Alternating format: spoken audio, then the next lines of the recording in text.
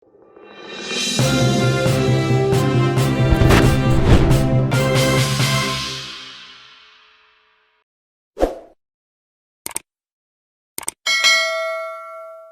इमान्दार विशेषमा स्वागत छ। म रूपक कुलाल। आज हामीसँग हुनुहुन्छ डोल्पाको मुर्केचुला गाउँपालिकाका अध्यक्ष दत्तबहादुर साई। यहाँलाई स्वागत छ। हस्, धन्यवाद। के छ यो वर्तमान डोल्पाको राजनीति कतातिर गइराखेको छ?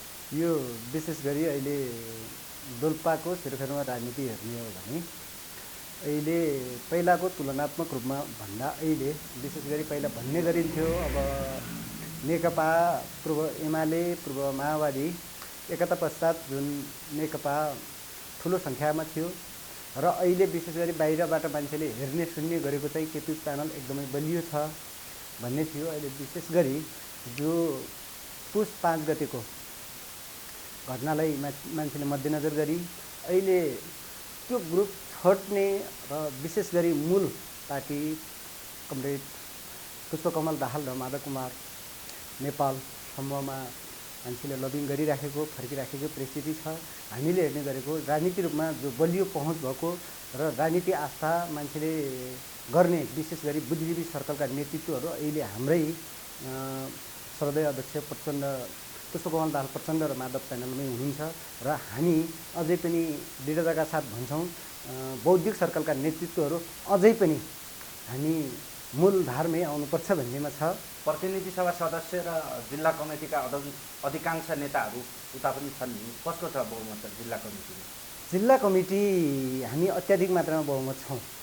हाम्रो विशेष गरी नेकपाभित्रमा पूर्व माओवादीबाट 63 जना र पूर्व नेकपा एमालेबाट 72 जना थियो, जस अन्तर्गत हाम्रो 63 जनाभित्र रहेको पूर्व नेकपा माओवादीभित्रको एक ढिक्का नै छ र त्यसपछि नेकपा एमाले भित्र रहेको 72 जना मध्येमा हामीसँग अहिले 60% त्यो पनि हामीसँगै छ।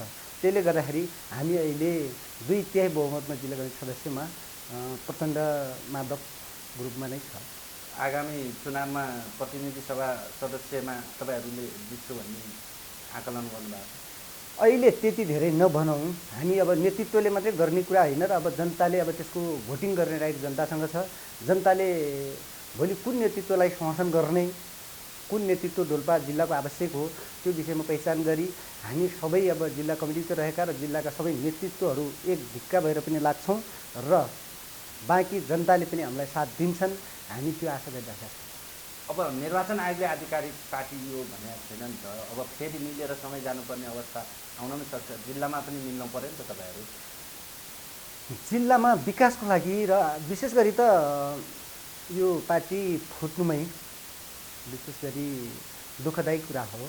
अब नेपाली जनताले जुन अपेक्षाका साथ स्थायित्व सरकार चाहेको थियो, अब दिगो सरकार भइसकेपछि अब अहिले आवश्यक भनेका यी विभिन्न आन्दोलन धरपकड यी भन्दा पनि मान्छेले समृद्ध नेपाल सुखी नेपाली हुन चाहेको देख्न चाहेको र आर्थिक समृद्धितिर देश ढकलिएको देख्न चाहेको थियो। तैपनि त्यस्तो दुःखद घटना जो पुस 5 गते घट्यो त्यस पश्चात पार्टी फुटको धारतिर छ। अब सकभर हामीले देखेकै कुरा त डोल्पामा एक हौँ, तर एक त हौँ तर जुन प्रतिगमनका मतियारहरूको टिमसँग एक होइन कि हामी जो मूलधारका व्यक्तित्वहरू मूलधारका राजनीति आस्थानहरू एक हुनुपर्छ भन्नेमा त हामी अझै पनि सोचिराखेका छौँ र त्यो खालको छलफल पनि चलाइराखेकै छौँ हामीले आफ्नो ठाउँबाट। तपाईँहरू हामी एक हौँ पनि भन्ने सडक र सामाजिक सञ्जालमा तमासा पनि देख्नु, यो त कसरी मिल्ने कुरा हो? हामी सडकबाट पनि त्यसरी उत्रेका छैनौँ, हामी सञ्जालमा पनि त्यसरी उत्रेका छैनौँ। हामीले मात्रै गरेको के हो, उहाँहरूलाई आग्रह हो तपाईँहरूको नेतृत्व, तपाईँहरूको हिजोदेखिको त्याग तपस्या बलिदानी जो छ त्यो बलिदानी उताबाट नभई विशेष गरी अहिलेको मूलधार पार्टीबाट गर्नुभयो भने सहज हुन्छ भन्ने तरिकाले मात्रै हाम्रो यो सञ्चार माध्यमबाट उहाँहरूलाई सुझाव सल्लाह दिने कुरा मात्रै हो। हामीले त्यसरी अपशब्द होइन अनैतिक भाषा हामीले अहिलेसम्म प्रयोग गरेका छैनौँ र गर्दैनौँ पनि हामी। अब मुख्य विषयवस्तुमा प्रवेश गर्ने, तपाईँको गाउँपालिकामा के छ? तपाईँले जुन चुनावी बाचाहरू गर्नुभएको थियो त्यो अनुसारको काम गर्नुभएको छ तपाईँले? अब मैले तपाईँलाई अहिले मिडियाको अगाडि भन्दाखेरि मैले गरेँ भन्न सक्छु। यो त विशेष गरी मलाई के लाग्छ भन्दाखेरि तपाईँहरूले हामीलाई लिने इन्टरभ्यू एकपटक हाम्रो मुर्तेचुला गाउँपालिकामा पुगेर जनताबाट लिइदिनु भए पनि मलाई उपयुक्त लाग्थ्यो। किन भन्दा मैले त गरेँ भन्छु, तर मलाई लाग्छ मैले जुन खालको चुनावी एजेन्डा, चुनावमा मैले जुन खालको प्रत्येक घर बस्ती टोलहरूमा जाँदाखेरि मैले जुन एजेन्डा लिएको थिएँ त्यो एजेन्डा मैले 90% नै अब लगभग पुरा गरेँ। मेरा केही बाँकी रहेका अझ 1 वर्षको कालखण्ड छ, मेरा यी चुनावी एजेन्डाहरू मैले पुरा गर्छु र गरिराखेकै छु भन्ने कुरा मेरो त जिकिर नै छ। तैपनि मैले गरेँ भन्दा पनि हामीलाई यो भोटिङ गरिकन यो ठाउँमा पुर्याउने जनतासम्म पुगेर अझै हामीले गऱ्यौँ कि गरेनौँ भन्ने कुरा त देख्ने जनताले हो, त्यहाँको जनताले। तपाईँले यस्तो भनिराख्छ केही महिना पहिला राष्ट्रिय पत्रकारहरू गएर मुर्तेचुला गाउँभरि घुमेका थिए, त्यहाँका पर्यटकीय स्थल होइन, त्यहाँका दुःखलाई राष्ट्रिय मिडियामा ल्याउँदा हाम्रै साथीहरूले ल्याउँदा हामीले देखेअनुसार जनताले बताएका कुरा हेर्ने हो भने त जनताका दुःख जहाँका त्यहीँ छन्। बाढी पहिरो पीडितका कुरा सुन्ने हो भने त दुःखमा मलम लाउने त गाउँपालिकाले खासै पहल गरेर देख्दैन नि त। त्यो बुझ्यो होइन, यो बिल्कुल गलत हो। जनतासँग प्रत्यक्ष जोडिएको सरकार स्थानीय सरकार हो। तपाईँले भन्नुभयो जुन अब बाढी पहिरोका कुरा होलान्, तत्काल दिनुपर्ने राहतको विषयमा हामीले गाउँपालिकाले तत्कालै दिइसकेका छौँ र पहल कदमी गर्ने कुरामा पनि हामीले गरिसकेका हौँ। र अहिले मात्रै जुन अब बाढी पहिरो गएको कालिकामा, मुर्तेचुला 1, 2, 3 को कालिकामा, त्यसको विषयमा पनि हामीले अहिले कर्णाली प्रदेश सरकारसँग समन्वय गरी हामीले त्यहाँ अहिले एकीकृत बस्ती विकासको लागि पनि अगाडि सारिसकेका छौँ र बजेट पनि विनियोजित भइसकेको छ। त्यसको लागि हामी आफै स्थानीय सरकारले गर्नुपर्ने जो हाम्रो आफ्नो भूमिका हामीले निभाउनु पनि निभाइसकेकै छौँ। र दोस्रो कुरा के हो भन्दाखेरि अब सबै समस्याको समाधान स्वयं स्थानीय सरकारले गर्न सक्छ भन्ने छैन। हामीले तत्काल भनेको सिम्प्टोमेटिक ट्रिटमेन्ट जस्तै गरिकन हामीले अहिले तत्काल गर्नुपर्ने के हो, हामीले कति गर्न सक्छौँ त्यो चाहिँ भूमिका हामीले निभाइसकेका छौँ। र बाँकी प्रदेश सरकार र सङ्घीय सरकारमा प्रदेश सरकार र सङ्घीय सरकारसँग हामीले गर्नुपर्ने पहल कदम पनि हामीले गरिराखेकै छौँ। अब विषयगतमा हिसाबमा प्रवेश गरेँ, तपाईँको मुख्य प्राथमिकता विकासको के भन्न चाहिन्छ? जस्तो अहिले पूर्वाधारलाई नै हेरेर विकासको मापन गर्ने चलन छ। तपाईँको गाउँपालिकाभित्रका वडा भनौँ सडक सञ्जालले छ छैन? छको छ। हामीले विशेष गरी डोल्पा जिल्लाको भौगोलिक विकटताभित्र ठगिएको गाउँपालिका 1 मुर्तेचुला हो, जो हामी चुनावबाट निर्वाचित भएकै दिनबाट मैले पहिलो प्रायोरिटीका आधारमा त्रिवेणी भालु सडक खण्डलाई डिपिआर गरी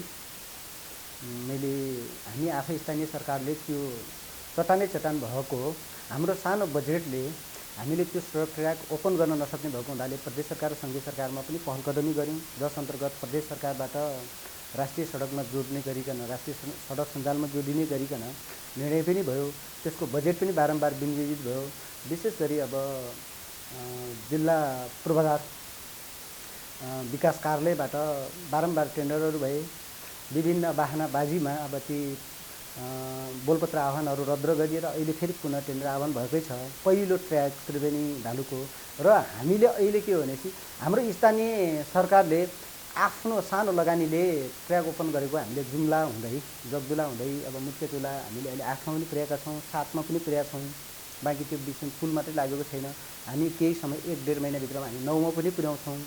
त्यसै गरी अहिले हामीले कालिकासम्म ट्र्याक लिइराखेका छौँ। कालिकाबाट हामीले मुर्तेचुला छ नर्कुतिरको पनि हामीले यदि गरी जो अब काम सुरु हुन लागिराखेकै छ। हामी आफ्नो स्थानीय तहले आफूले गर्नुपर्ने ट्र्याकको विषयमा हामी लागि परेकै छौँ। यो त भयो पूर्वाधारको विषय। अब सञ्चारको अवस्था के छ? तपाईँको गाउँका स्थानीय भनौँ तपाईँको गाउँपालिकाभित्रका जनतामा हामी फोनै गर्न पाउँदैनौँ भन्ने जनगुनासो छ नि त? ठिक, यो वास्तविक हो। अहिलेसम्म मुर्तेचुलावासीले सूचना प्रवाहदेखि बाहिर भएकै कुरा हो र हामीले यो अब नजिकको सरकार भएको हुनाले यसको जस लिने पनि र गाली खाने पनि हामी त पर्यौँ होइन। र विशेष गरी के थियो भने यो सञ्चारको विषयमा हाम्रो भित्र पर्दैन थियो, स्थानीय तहको काम कर्तव्यभित्र त पर्दैन थियो। तर पहल कदमी गर्ने कुरामा हामीले बारम्बार धायौँ। यहाँका टेलिकम केन्द्रीय कार्यालयहरूमा, क्षेत्रीय दूरसञ्चार कार्यालय नेपालगञ्ज हामीले बारम्बार धायौँ। तर कुनै ठाउँबाट पनि राम्रो खालको पहल कदमी हुन नसक्दा अहिले अन्तिममा आएर फेरि यहाँको केन्द्रीय कार्यालय मार्फत हामी जोइनिङ भएर हामीले अहिले 3टा टावर निर्माण गर्दैछौँ। अब अहिले टोटली टावरको काम अब सोलरको काम पनि सम्पन्न भयो। अब बिटिएस जडान हुँदैछ। हामी 1 महिनाभित्रमा सेवा प्रवाह सुरु हुन्छ सूचना। स्वास्थ्यको अवस्था के छ? त्यहाँका जनताले आधारभूत स्वास्थ्य सेवा पाइरहेका छन्? आधारभूत स्वास्थ्य सेवा एकदमै पाइराखेकै छ। हामीले 9वटा वडा कार्यालयहरू 9वटा वडा छ हाम्रो। 9वटा वडामा आधारभूत स्वास्थ्य सेवा केन्द्र स्थापना गरेका छौँ र त्यहाँ भौतिक संरचना आधारभूत स्वास्थ्य सेवा केन्द्र भवनहरू निर्माण गरी कर्मचारी व्यवस्थापन गरी हामीले प्रत्येक ठाउँमा कर्मचारी व्यवस्थापन र औषधि व्यवस्थापन गरेका छौँ र मान्छेले हिजो जस्तै गरिकन 2-3 घन्टा गएर आफूले जुन औषधि लिनुपर्ने स्थिति थियो, बिरामी जानुपर्ने स्थिति थियो, बिल्कुलै बन्द गरिएको छ र मान्छेले प्रत्यक्ष घरबाटै सेवा प्रवाह पाउने स्थिति भइराखेको छ। अब यसको साथसाथै अब भौगोलिक विकटताभित्र रहेको मुटुकेचुलाका जनताहरूले सामान्यतया अब रगत दिशा पिसाब चेक गर्नका निमित्त पनि 2-3 दिन हिँडेर जिल्ला पुग्नु पर्थ्यो। त्यसका लागि हामी आफै मुटुकेचुला गाउँपालिकाले ल्याब प्रयोगशाला पनि स्थापना गरेका छौँ। त्यसै गरी हामीले भिडियो एक्सरे पनि स्थापना गरेका छौँ र अहिले तत्कालै हामीले मुटुकेचुला 5 शैय्या अस्पतालको पनि शिलान्यास गरिकन हामी कामकाज अगाडि बढाइराखेकै छौँ र अब मुटुकेचुलावासीले आधारभूत स्वास्थ्य सेवा पाउनका निमित्त टाढा मुटुकेचुला छोडेर बाहिर जाने स्थिति हामीले बन्द गरेकै छौँ। अब शिक्षा क्षेत्रमा जाउँ। शिक्षा क्षेत्रको स्तर उन्नतिको लागि यहाँले के काम गर्नुभएको छ गाउँपालिका?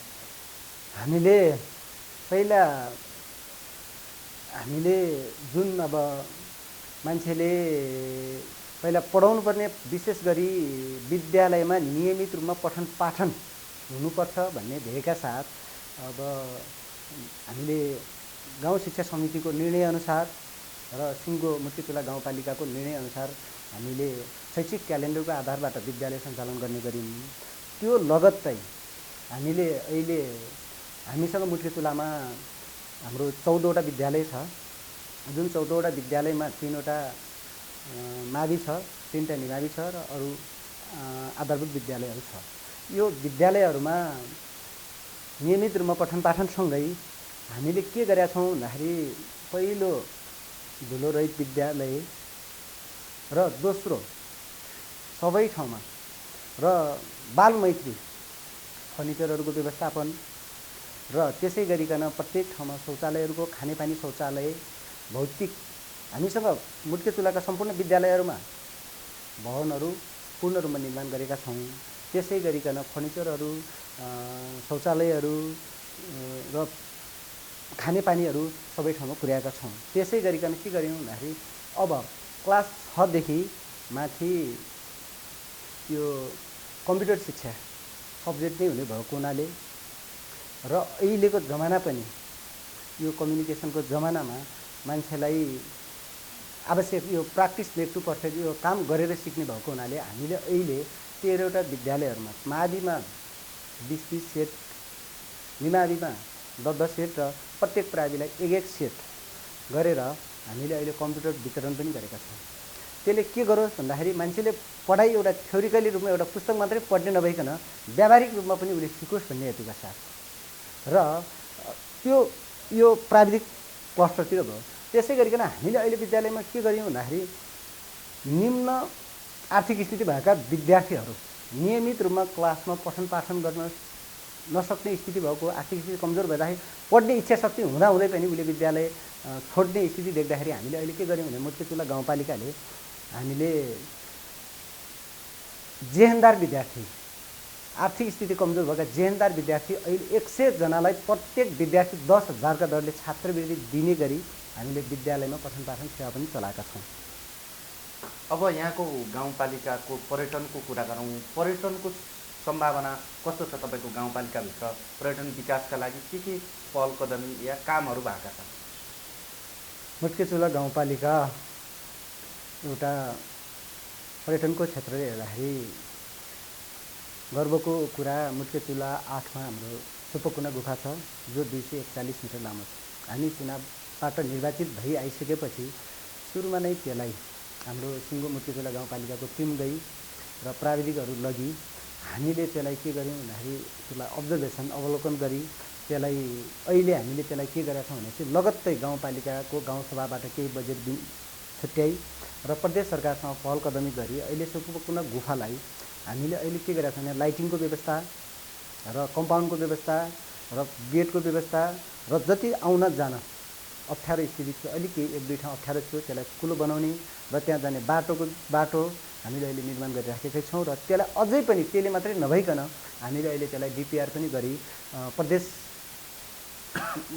पर्यटन वन तथा वातावरणमा पनि पेश गरेका छौँ। त्यसलाई अझै गर्न बाँकी के छ भन्दाखेरि हामीले त्यति मात्रै नभइकन त्यो अप्ठ्यारो ठाउँमा जो विकट अप्ठ्यारो ठाउँमा छ र त्यसलाई बाटो मात्रै निर्माण नभइकन त्यहाँ पानीको व्यवस्था शौचालयको व्यवस्था गएका पर्यटकहरूलाई राम्रोसँग बस्ने बासको व्यवस्थाका निमित्त हामीले थुप्रै डिपिआर गरेका छौँ र पहल कदमी गरेका छौँ र प्रदेश सरकारले पनि प्रदेश सरकार र स्थानीय सरकारको संयुक्त लगानीबाट अब ती अपुरा कामहरूलाई पुरा गर्ने र अब यो पर्यटकको यो गन्तव्य 100औं सूचीमा पार्नेतिर हामी लागि परेकै छौँ एउटा। र दोस्रो के छ भन्दाखेरि मुट्के चुलालाई एउटै मात्रै हाम्रो मुट्के चुला गाउँपालिका र सिङ्गो कार्यपालिका र गाउँसभाकै एउटा निर्णय र हामी सबैले चाहेको एउटा के भने मुट्के चुलामा भएका लोप-उन्मुख पशुपन्छी र पशुपन्छीलाई संरक्षण गर्न सक्यौँ र त्यहाँभित्र भएका जडीबुटीलाई मात्रै संरक्षण गर्न सक्यौँ भने एउटा पर्यटनको मुख्य आधार पनि त्यो छ।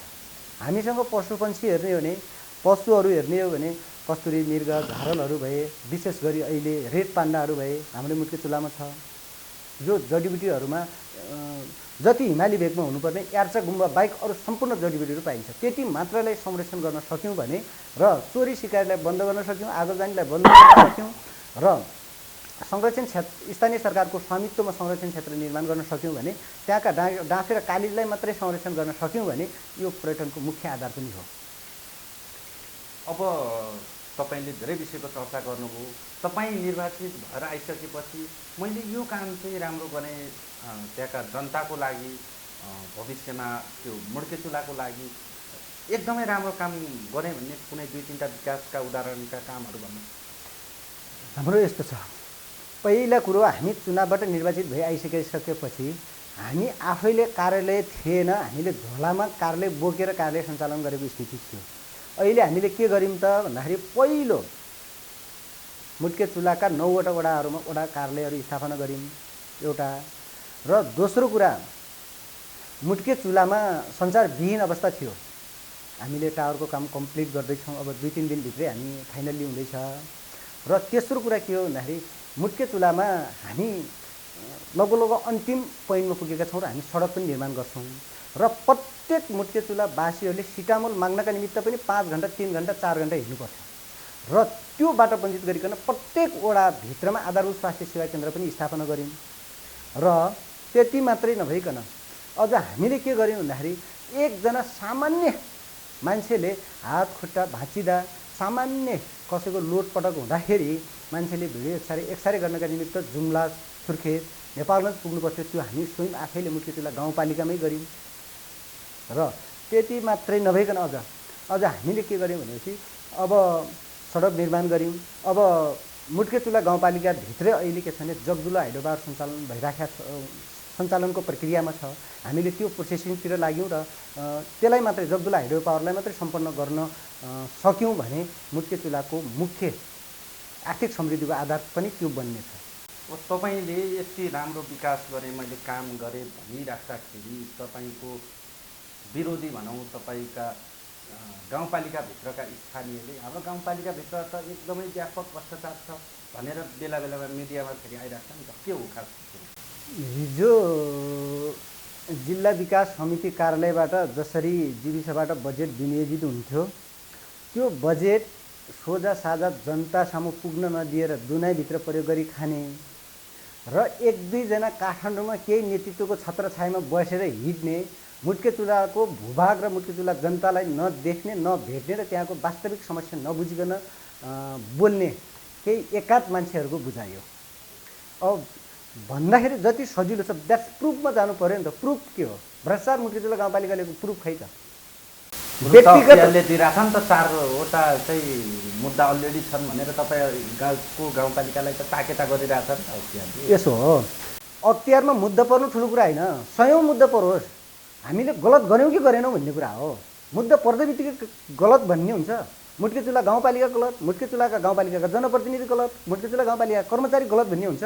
द्यास प्रुभ हुनु पऱ्यो नि त। व्यक्तिगत इस्युका कारणले भएका काम अख्तियारले वास्तविक सही छानबिन गर्छ, हामी त्यो कुरामा ढुक्क छौँ। अख्तियारले फिल्डमा जान्छ, काम भयो कि भएन नि हेर्छ, ल गलत भएछ भने हामी त्यतिखेर हामी जवाफदेही हुन्छौँ नि त। सही भयो भने त्यसको भागीदार को हुने? मुद्दा हाल्दै बित्तिकै मुट्केचुला गाउँपालिका गलतै हो, भ्रष्टाचार गरेकै हो भन्ने केही छ?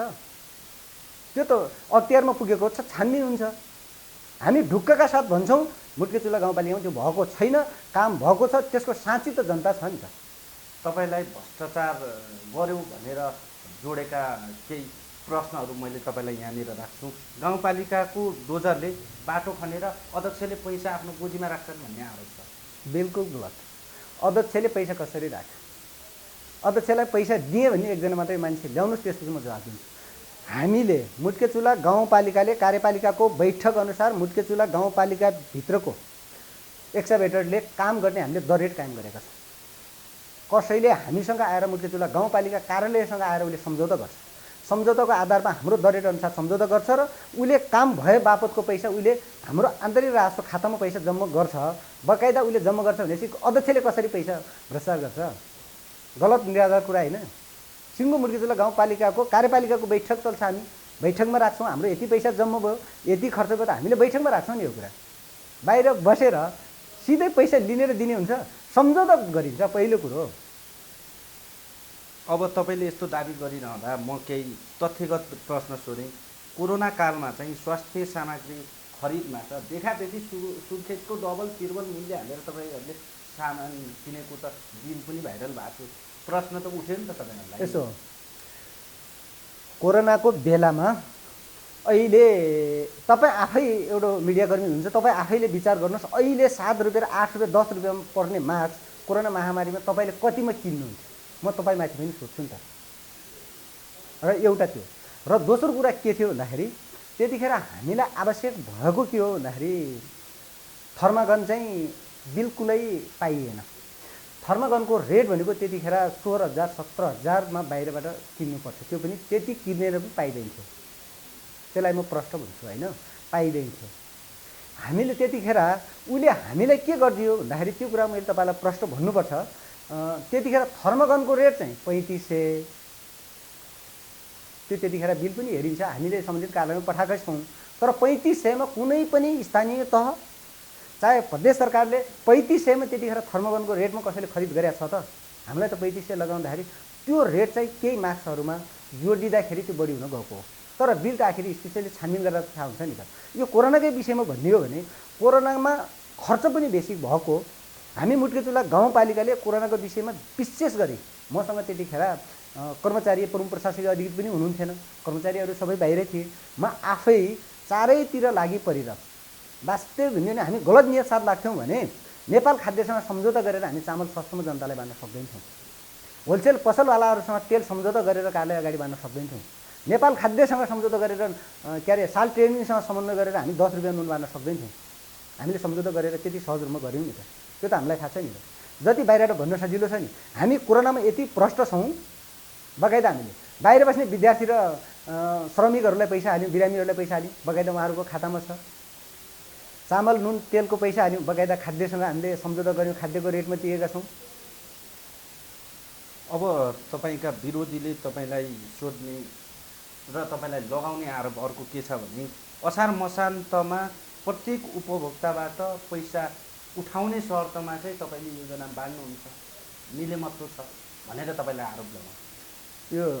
यो पनि यो व्यक्तिगत इच्छा हामीले गरेका मुट्केचुलामा जति हामीले राम्रा काम गर्दै गयौँ नि, अब हाम्रो पपुलारिटी देखिसकेपछि तिनीहरूले राख्ने यो गर्ने प्रपञ्चबाट बोलिएका हुन्। वास्तविक के हो भने तपाईँले सायद अहिले पनि हेर्नुहुन्छ भने डोल्पा जिल्लाको कुनै पनि स्थानीय तहले 9वटा वडामा गएर पूर्व योजना तर्जुमा गोष्ठी गर्दैन। हामी पूर्व योजना तर्जुमा गोष्ठी गर्छौँ, सम्पूर्ण आम भेला गराउँछौँ। त्यसपछि त्यो आम भेलाबाट वडाले छनौट गरेर पठाएको योजना मात्रै हामी गाउँसभाबाट पास गरेर कार्यपालिकाले अनुमोदन गरेर मात्रै हामी बल्ल बजेटले लाग्छौँ भने मैले पर्सेन्ट हामीलाई कार्यालयलाई पर्सेन्ट दिनु पऱ्यो भने योजना बाँडेको अहिलेसम्म छ। नत्र एउटा कुरो म तपाईँले भन्छु, हिजोकै राजनीति परिवेशबाट हेर्ने हो भने म आफै अल्पमतबाट अध्यक्ष म अल्पमतबाट चलेको मान्छे हो, मसँग अल्पमत थियो। तर हिजोको परिवेशमा हेर्ने हो भने बहुमत त पूर्व एमालेका साथीहरू थिए नि त। मैले पारदर्शी रूपमा उहाँहरूको टेबलमा राखेर योजना बाँड्ने गरेको। उहाँहरूलाई मैले कुनै पनि पार्टी विभेद भनिएन। पार्टी जे जति भए पनि हामी जनप्रतिनिधि जेसुकै होला, आखिर चाहे वडा अध्यक्षज्यूले दिए पनि, चाहे उपाध्यक्षज्यूले दिए पनि, चाहे मैले दिए पनि जानुपर्ने बजेट कहाँ हो त? मुख्य चुल्हाका प्रत्येक वडामा हो। त्यसैले वडा अध्यक्षहरूले हामीले वडाबाट छनौट गरिएका योजनाहरूलाई प्रायोरिटीका साथ दिने गरेका छौँ। अब यो हामीले पर्सेन्टका आधारमा हामीले दिएको नदिएको कुरा त बगैँचा कार्यालयमा जोडिएको कुरा त त्यो त अब त्यहाँको जनताले बोल्ने कुरा हो नि। तपाईँले अब भ्रष्टाचार हुँदैन भनेर एक किसिमको दाबी गरिराख्दा बेला बेला चाहिँ कर्मचारी र जनप्रतिनिधिहरू बिच चाहिँ लेनदेनको विवादमा चाहिँ आन्तरिक झगडा व्यापक हुने भन्ने चर्चा पनि आउँछ क्या। हाम्रो झगडा भएको अहिलेसम्म छैन, किनकि हामी काम भयो भएन, जनप्रतिनिधिले आफ्नो भूमिका निभाउनु पर्ने निभाए कि निभाएनन् त्यो कुरा, कर्मचारीले आफ्नो काम कर्तव्य निभाए कि निभाएनन् भन्ने कुरामा कहिलेकाहीँ सामान्य कुरा एउटै घरभित्र रहिसकेपछि कहिले झगडा हुन्छ, कहिले सम्बन्ध हुन्छ, त्यो कुरा बेग्लै हो। हामी यी लेनदेनका विषयमा हाम्रो झगडा अहिलेसम्म छैन। हामीसँग मात्रै के भने 3 जना स्थायी कर्मचारी राखेर मैले मुर्तिचोला गाउँपालिका चलाउँदैछु। तर के भने गलत नियतका साथ 3 जना कर्मचारी काम चलाउनु पनि उहाँहरूको पनि पीडा हो। 3 जनाले स्थायी कर्मचारीले कार्य चलाउनु र करार कर्मचारीले काम चलाउनु त कर्मचारीको पनि पीडाको विषय हो। तर त्यति गर्दै गर्दाखेरि अब उहाँहरूको पीडा हुने बेला कहिलेकाहीँ अझै पनि 3 जनाले सेवा प्रवाह गर्दा पनि नपुग्दा जनताका गुनासो हुँदा हामी बिच कहिलेकाहीँ मनमुटाव भने सामान्य कुरा त भइरहेको छ। तर लेनदेनको विषयमा भन्नु भनेको यो जोड्नु भनेको बिल्कुल गलत हो। हाम्रो त छैन नि त। हामी एकैबद्धताका साथ हामी बढेकै छौँ। हाम्रो कार्यपालिका बैठक हेर्नुहोस्, कुनै विवाद रहित मजाले कार्यपालिका बैठक चल्छ। गाउँसभाको बैठक हेर्नुहोस्, आजसम्म कुनै विवाद छैन। कर्मचारीका विषयमा हेर्नुहोस्, अहिलेसम्म विवाद छैन। यो भन्ने के हो भने टिका टिप्पणी गर्ने आधार मात्रै हो। अब तपाईँले अघि पर्यटनमा जोड्नु भएको थियो, जुन जडीबुटीको धनी मुर्तिचोला गाउँपालिका, हामी चाहिँ त्यसलाई व्यावसायिक हिसाबमा अगाडि बढाउँछौँ भन्ने कुरा गरिराख्दाखेरि गाउँपालिकाको पैसामा चाहिँ जडीबुटीको व्यापार चाहिँ अध्यक्षले गरे भन्ने पनि हल्ला तातो होइन। गाउँपालिकाको पैसाले अध्यक्षले व्यापार गर्यो भन्ने यो कुरा कति साँचो लाग्छ तपाईँलाई भन्नुहोस्। जडीबुटीको व्यापार गर्नु भन्ने तपाईँको विरोधीहरूले आरोप लाग्यो। बजेट पहिलो कुरो, हामी बजेट पहिलो गाउँसभामा विनियोजित गर्छौँ। कुन कुन शीर्षकमा गर्छौँ?